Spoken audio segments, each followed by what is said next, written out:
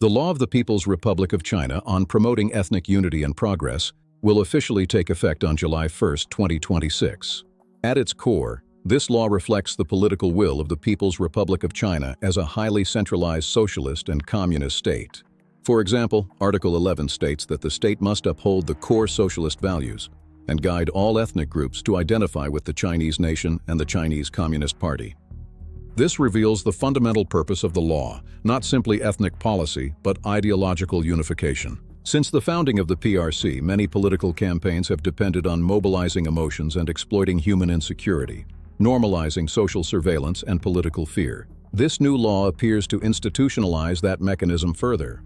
Article 54 grants citizens the right to report behavior deemed harmful to ethnic unity, transforming ideological enforcement into a shared social responsibility. As a result, nationalism has become increasingly central to state survival as the CCP faces deeper political challenges. Article 63 prepares a framework for long-arm jurisdiction beyond its borders, targeting individuals outside mainland China. The law publicly rejects universal democratic values and reframes international criticism as hostile political infiltration. This system will gradually penetrate regional governance, local administration, education, and everyday social life. Ultimately, this law is about political security and the future direction of the Chinese state. That's all for today. See you next Friday.